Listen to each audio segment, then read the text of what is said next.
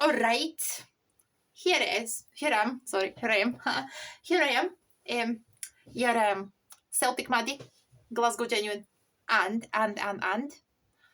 Scottish Rebel.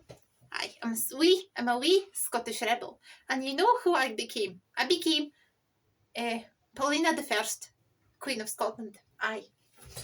And I love that. I love being Queen of Scotland, trust me. I loved it. I'm fucking pure. I love that one. Alright, let's move on to the point now. As I'm definitely a Maddie. I'm Scottish Maddie. I'm Scottish nationalist. I'm a Scottish patriot anyway as well. So Scotland's mad. By the way, I start fae. Because the day is a game, so keep fingers crossed for Celtic boys. And I go and I just keep thinking, keep believing that we'll win. Celtic wins that. So fingers crossed now, despite all the shite overload around.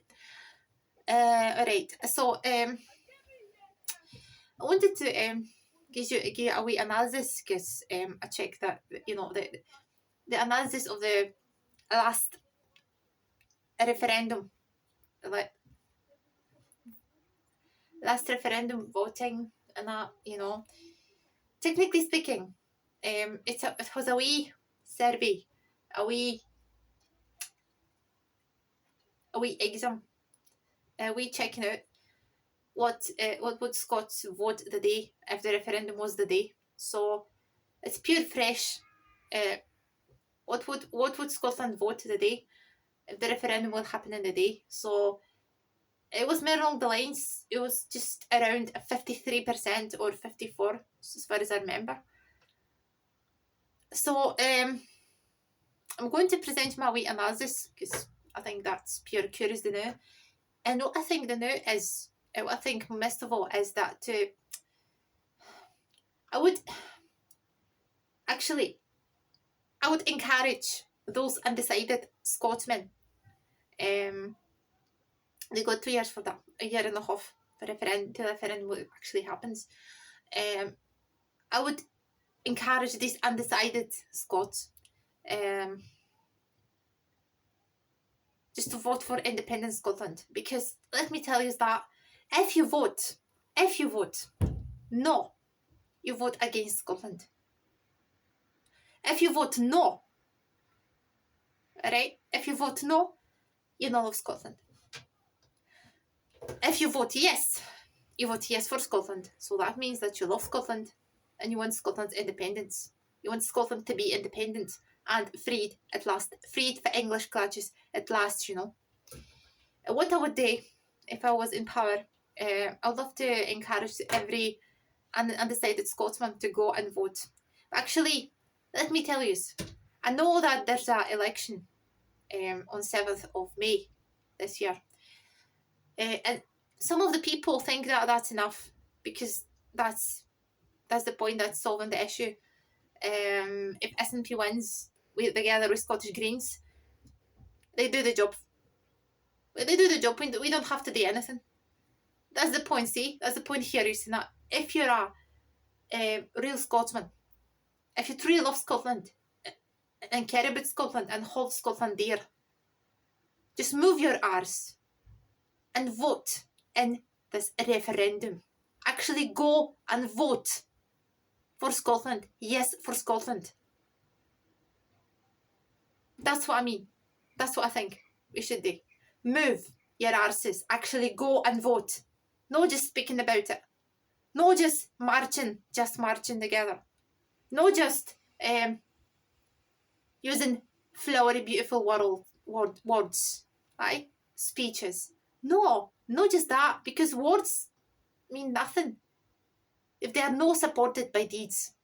So actually, move your arses, dear Scotsmen, those undecided ones as well, plus those who voted, those 62% who voted Scotland should remain in EU as well.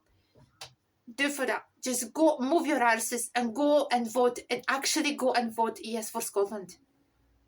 Because Scotland needs to win this. Scotland needs to be independent and freed at last. And what I would do if I was in power, I would encourage both generations, those undecided ones especially as well. Those who voted no, I'll try to encourage as well to vote yes. But for both generations, I would prepare some kind of lectures or videos or songs, because let me tell you this. What's the thing which unites the people? What's the language? If we don't understand each other sometimes, what's that bridge which unites us together? It is music. So I'll prepare some kind of spots as well, some kind of videos, songs, especially song for younger generation and for older generation, to encourage them, just to show how independent and free Scotland would look like as well. And do a wee spot as well. If you love Scotland, you vote yes. If you love Scotland, you vote for independence. That'll be my motto as well. So I think people actually see the now what's happening. We can't decide. How dare Westminster can decide about Scotland's future? We can't allow it, man. We can't allow it. Plus,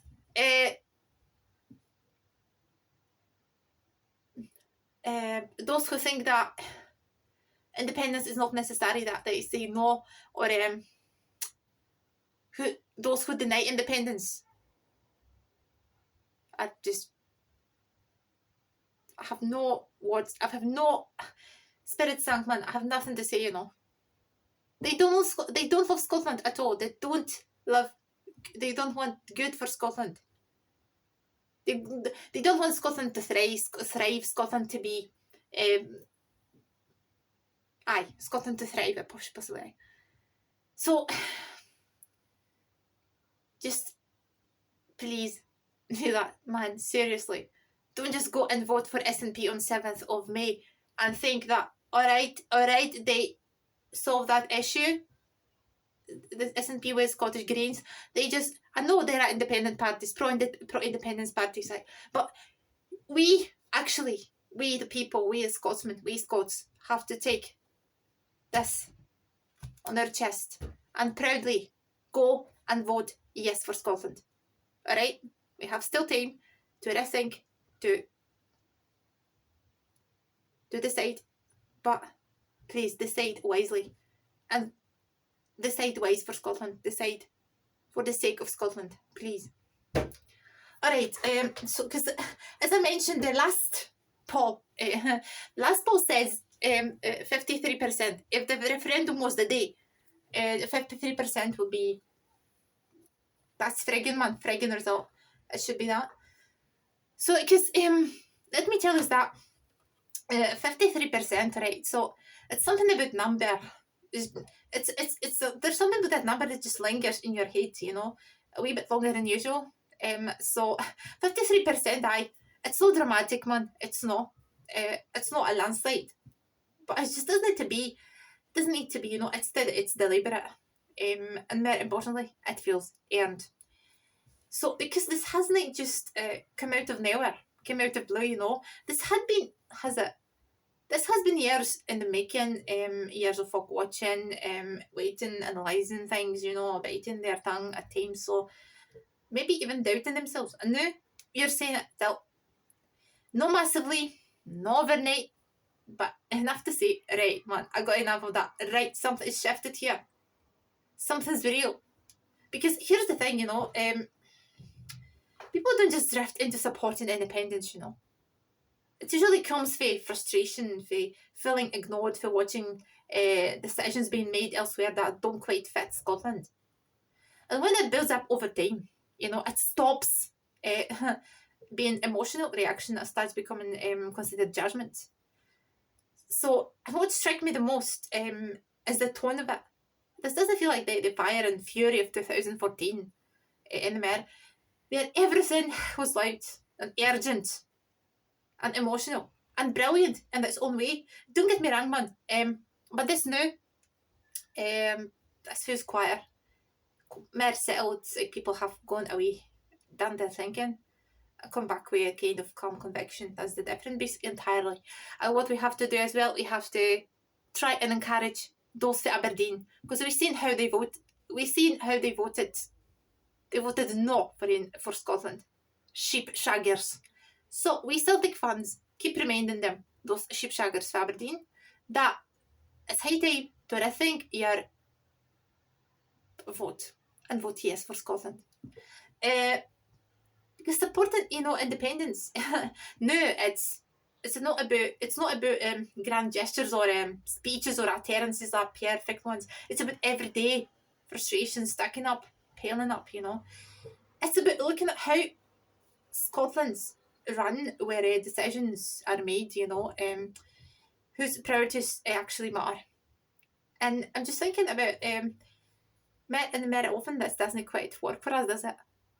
So I'll be honest here, seeing that reflected in a poll like this, it does hit you. There's a wee moment where you stop and think, right, we are not just hopping in there. This isn't just a conversation for Twitter or boozers or comment sections and that, or for likes. This is a majority people, real people, quietly aging towards the same conclusions for independent Scotland. That Scotland should be independent. But at the same time, keep your feet on the ground. So because we've all been around long enough to know a poll isn't a vote. It's just as simple as a snapshot. It's not a final pick. Things can move tighten, rise or go backwards and forwards. There's no room for complacency in one here, and none at all. Still, you can't ignore what this represents. A kind of slow, stubborn momentum. No flash, no headline grabbing, in a dramatic sense, but persistent, the kind of that builds over time and becomes just something harder and harder to dismiss.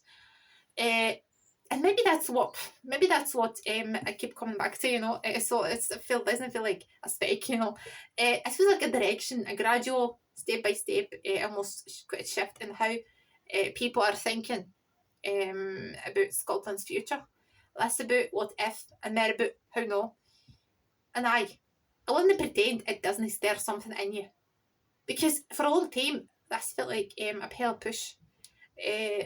Like you were, constantly trying to convince, to argue, to justify. And now it feels like more and more people are arriving there on their own terms.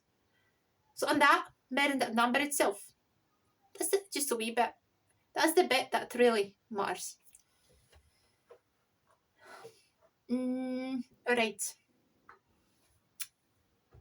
I should tell you the now. So, Freed Scotland, Independent Scotland.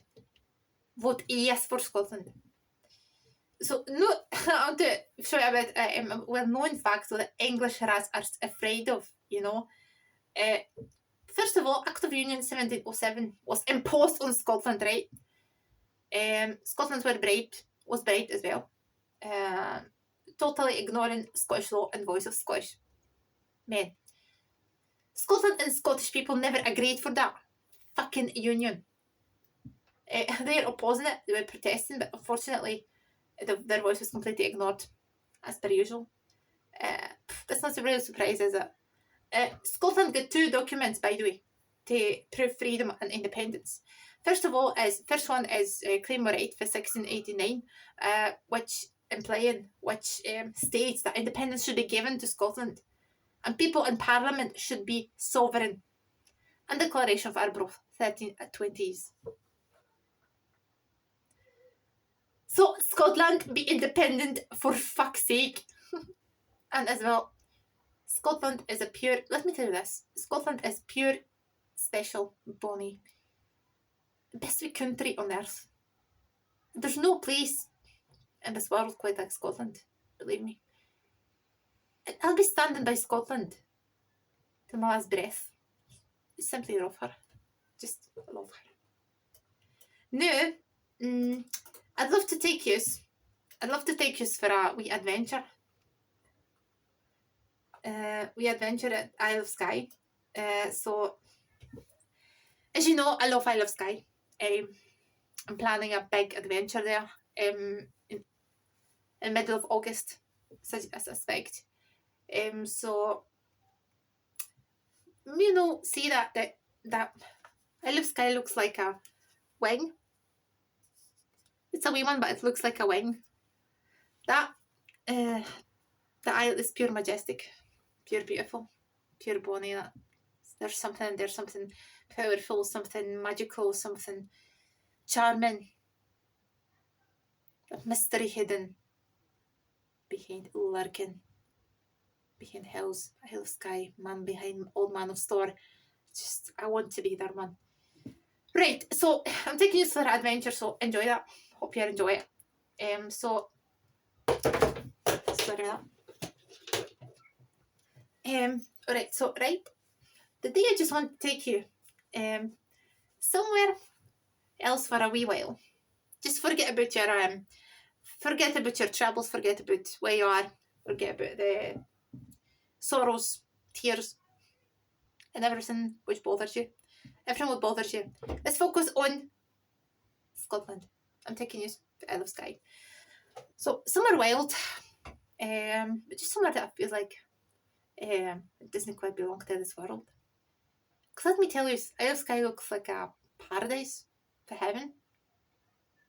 Some people get a wonder if this is even real. The Isle of Skye.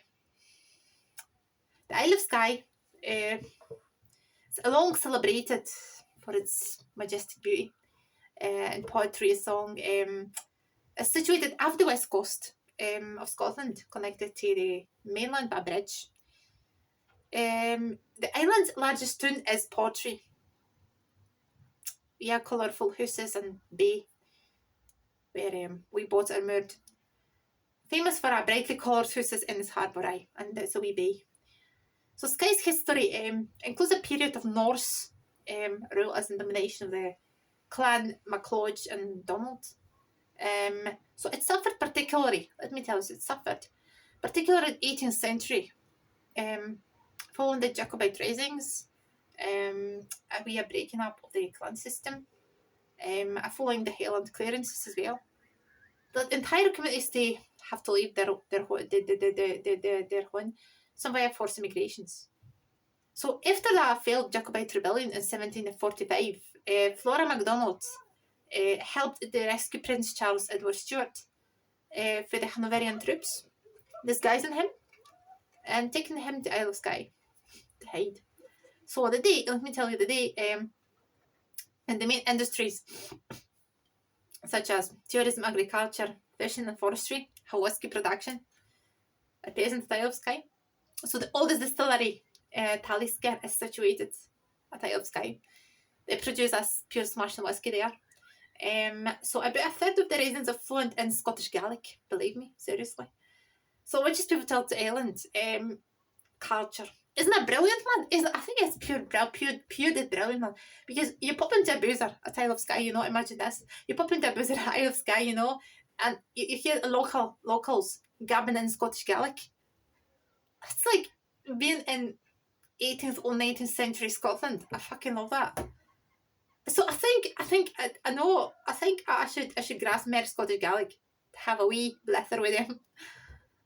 So the island peninsulas, let me tell you that, spread out for cooling mountains.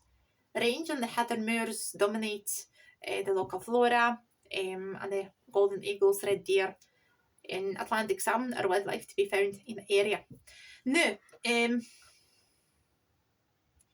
love to tell us about for which parts Isle of Skye is. Because as you see, the Isle of Skye is a wing. So I want to present you Isle of Skye parts.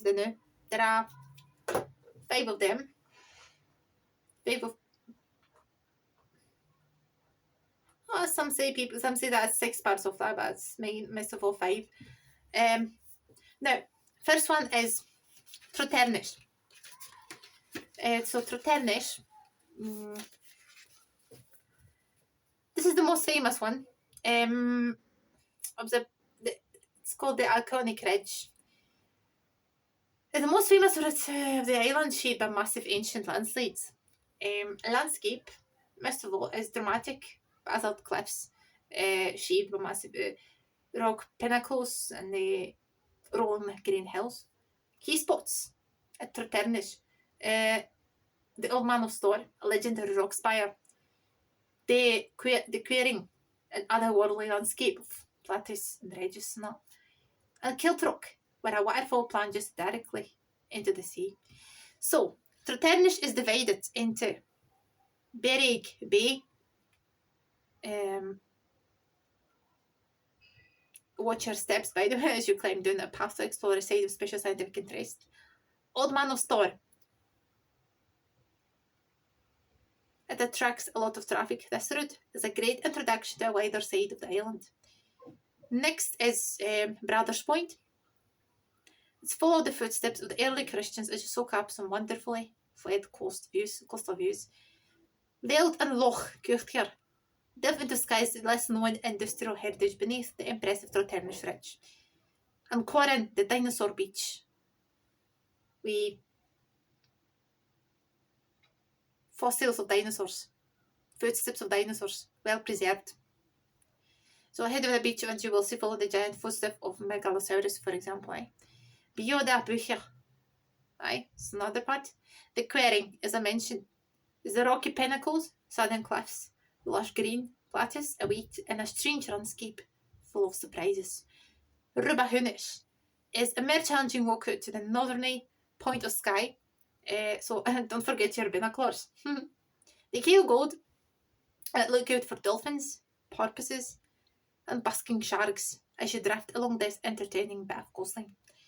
Hugh Castle, an easy walk to a tranquil spot with lots of views over Loch Nizot and Waternish Peninsula. Next part of Isle of Skye is Mingish, Central West. Central West.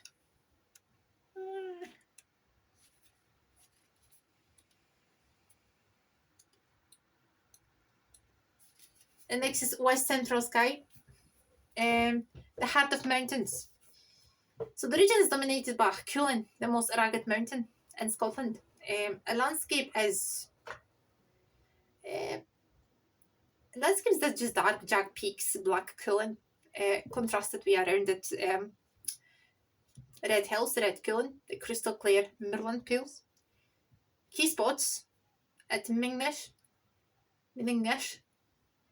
ferry pools, ferry ones, Ravenbrew Cascades, Talisker Distillery, Skye's oldest whisky maker, and the scenic Glenbrittle Beach.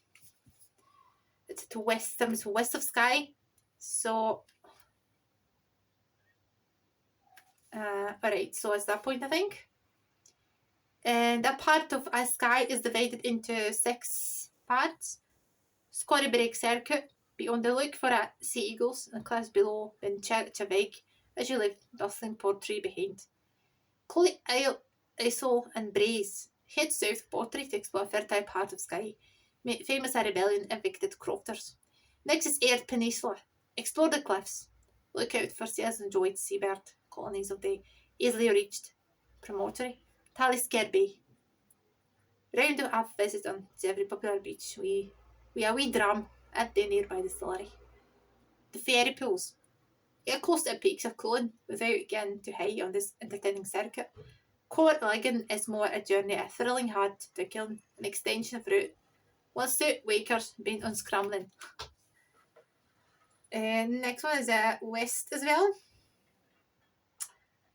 Duranish, cliffs and castles.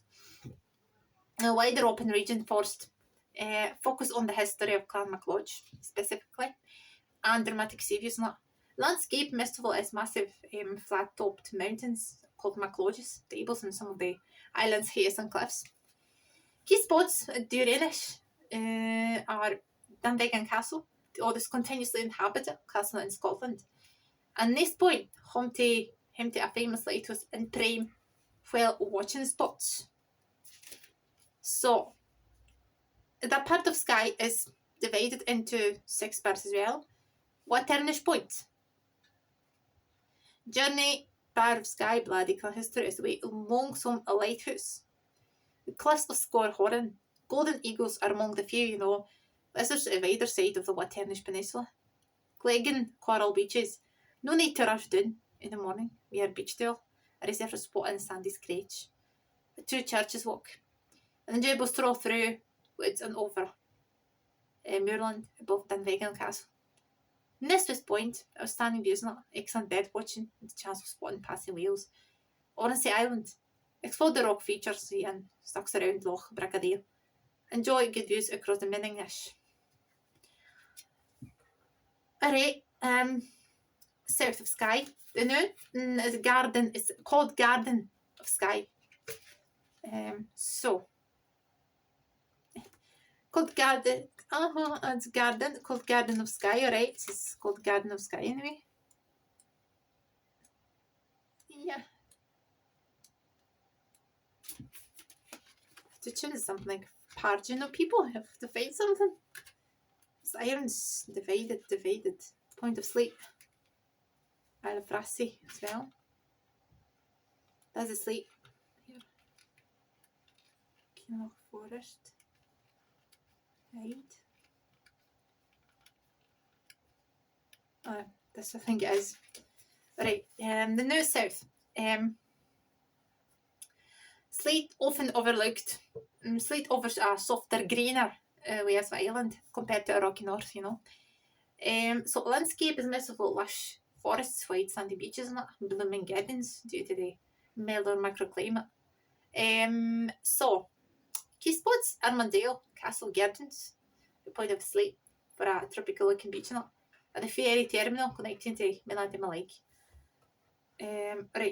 So that part of Isle of Skye is divided into 12 parts. Skye Marble Line, followed Odd Rayleigh, which once carried quarried marble from Kilchrist, Pier and Bradford. Ruba Adnish. This headland is a popular spot with bird watchers, but remember to keep an eye on tide as well. Dun Erringale, fancy celebrity Celebril, Rockers, Jethro, School of Lads, won't miss it. Easy like a story people, not. Loch Kursk, make sure you don't miss the boat. This trip to the ferry boat mountain scenery in Europe. Prince Charles Cave, good scrumsgers are required to visit a hidden cave which is only accessible at low tide. The Clarence villages, enjoy great mountain and coastal views as journey past the silent around in the Crofton communities. Killican at Kirsten. Keep a look out in the past wildlife while you explore Soaking Mary's Gustave village of Killican. Killerhay, Otter, Wade, Hyde. Basically have the reward when the leisure walk one best spots on the island, Otterspawn.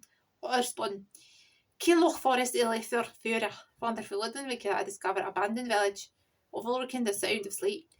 Dunskirk Castle, in Tukadeg, explore quite scratch on the web of Runes Castle, step in the legend. Armadale Woods, as you're a walker or gardener, you'll find inspiration around a ground Armadale Castle. The Point of Sleep, grand use of a small Aylesman, added the Mochen and Neudert, and the reward of this trek in Ice Skye's most southerly point. Waternish is another point. So the smaller peaceful are known as a craft history, and stunning sunsets over Outer Hebrides, man. That must be majestic. Landscape is usually grassy slopes, rocky shorelines, a sweeping sea of views. Key spots: the historic fishing village of Skye, home to the oldest bruiser on Skye, and the Skykins traditional tannery. Last one is Strath, southwest. Last one.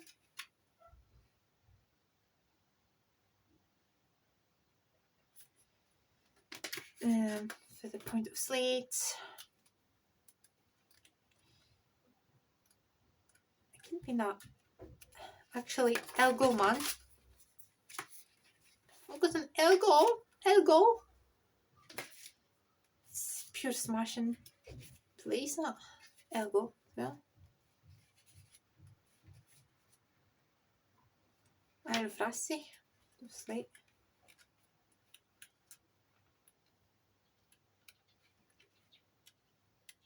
Alright, now, Strath, south is the getaway. This is the first area we enter when crossing the Skye's Bridge. It's a mix of limestone valleys and granite hills. The landscape is unique, red cooling hills and hidden lochs. Key spots are the village of Broadford and the remote hamlet of Elgol. Elgol, it's pure majestic. Clear waters, clear lochs, pure bonny majestic views, man. For fairy tale, almost a fairy tale. I'll dare to say that. So, which offers the best boat trips in the heart of the mountains of Loch Kursk. The last part of Skye is Isle of Rassay, which is divided into Churchton Bay and the Rassay Woods, the Ironstone Mine and Burma Road, Hallaig, Skirba de Brochel Castle, Inver Bay and Sound of Rassay, Calms Road and Torrin Fladdy. Right. And by the way, and I'll be honest, and this is the Isle of Skye's pattern. Pure beautiful, isn't it? I love that purple hue here. Alright, so I'll be honest with you, man. Skye isn't just a place you visit, that a place you feel like it gets you under your skin. It's a way that, it's hard to explain. Unless you've stood there yourself, with the wind hitting, your face and the silence that somehow feels, that silence is overwhelming, trust me. It feels louder than city noise. So now, what does it mean? What actually means Skye? Where does it even come from?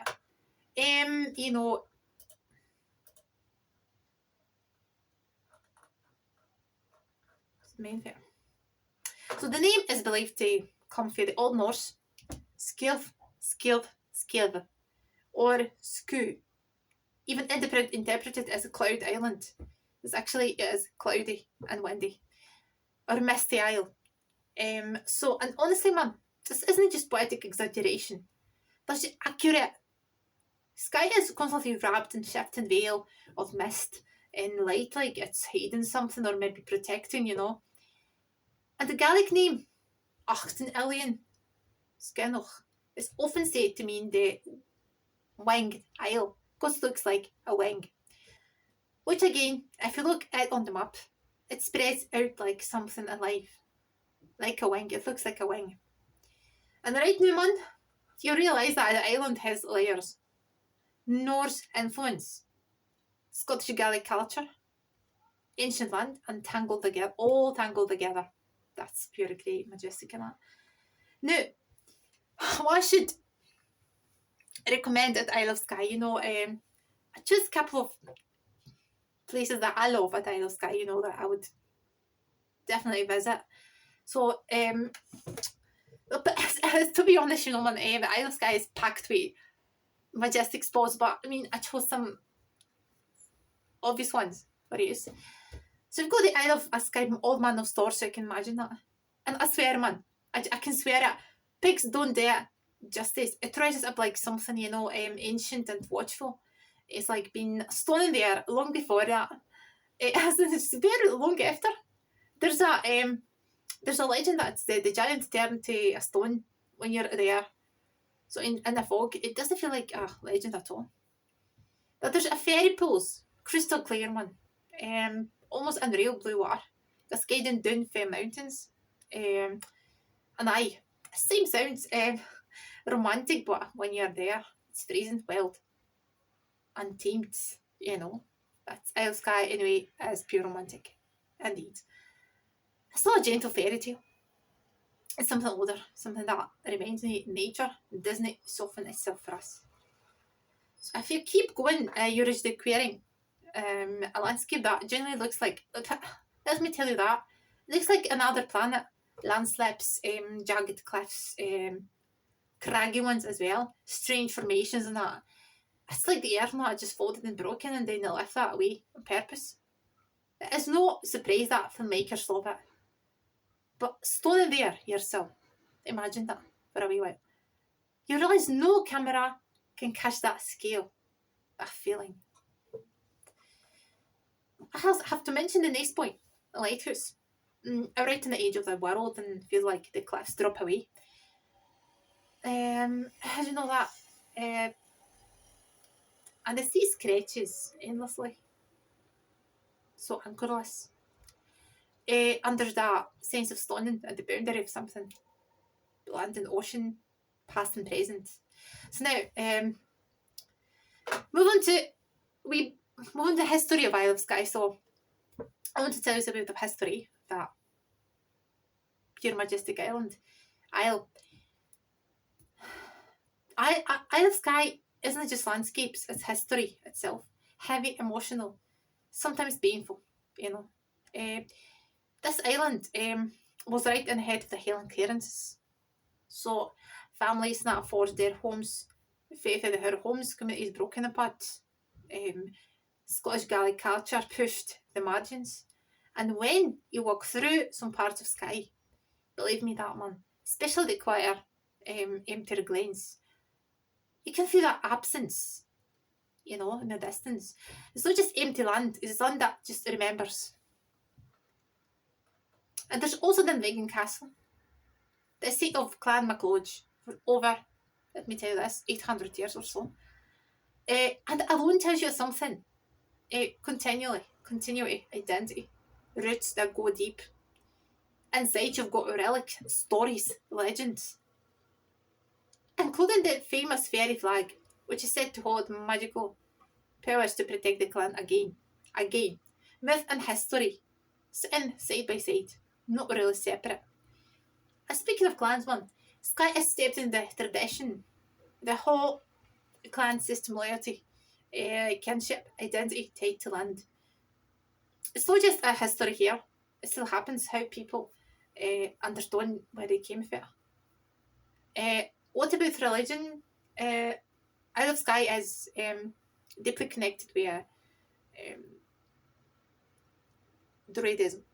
And of course Scottish Gaelic, as you know that. Druidism is a common religion in Isle of Skye. Druids especially were those at power, those who judged, those who decided about everything. So Druidism, imagine that druids dancing around stone circle. If you know and love Outlander, you know what I mean.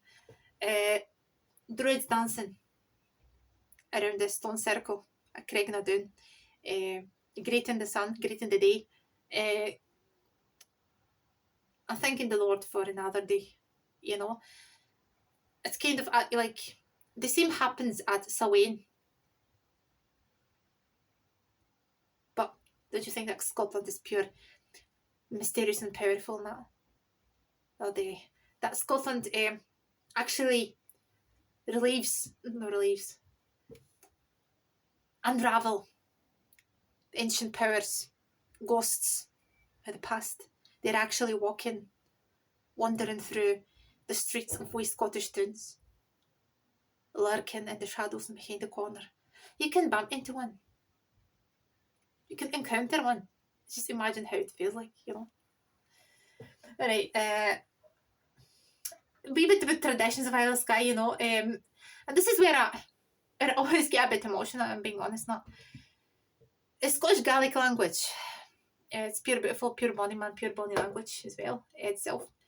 Still spoken, still alive in these wee communities of Scotland. Despite everything that tried to erase music, bagpipes, Celtic music, no polished, no manufactured, but raw, fiddle voice carrying stories through generations. Kelly's gatherings that are less about performance and more about connection, about community. And there's something about, let me tell you that, Isle of Skye that holds on to these things tighter than most places. Maybe because it's slightly removed, slightly harder to reach now. Maybe because the people that are refuse to let it all disappear now. And I love it. That wee curious thing as well. Skye has dinosaur footprints, actual fossilised, footprints, especially around places like Staffen, Quarren Beach. So you've got this island where you can stand in a place that shaped millions and millions of years ago and turn it around, see medieval castles and that, then hear a Scottish Gaelic language that centuries old still being spoken. Time just fought in on itself there. I think that time stops. Time stopped at Isle of Skye. There's another one. The Cuillin Mountains, especially the Black Cuillin, are some of the challenging peaks in Scotland. Not the highest, but brutal, jagged and forgiving. Climbers talk about it when they kind of the respect that borders on fear. I think it says a lot about Skye. It's not there as just conquered. It's not there to be conquered. Not. It demands something for you. I think that just gets me every time I think about Skye. It's not just beauty. It's not just history, man. It's something deeper. Something that feels honest. There's no pretending there. The weather turns in a minute and lands is rough and the stories are heavy, but it's real. So remember, if you're off at Isle of Skye, just remember to be prepared. Keep your warm clothes right in your bag. Be like onion, with hundreds of layers. There's well, so I always come back to that feeling that Skye doesn't need to impress you. That it just exists completely itself, and you're open to it. It gives you something back, no comfort, no necessarily, but perspective. And that you stand there at the edge of cliff, wind howling, sea crashing below, and for a moment, all the noise disappears, man, into thin air, and that's the nonsense of the distractions gone. It's just you and the ancient misty island, the cloud island, the wicked isle. And you realise that some places are not meant to be rushed. They're meant to feel slowly, deeply, and most quietly. And Skye's definitely one of them. So hope you enjoy it. My wee video today. We adventure around Isle of Skye and some latest news for Scotland concerning Scotland's independence. We analysis the latest Mars. So I will see you probably Tuesday or next Saturday. So stay tuned. Hope Celtic wins. And of course, vote yes for Scotland. I'm going to remind you this. You vote yes for Scotland in every video. Here's your Glasgow Genuine, Celtic Maddie, and Scottish Rebel. Have a pure and lovely afternoon. See you after.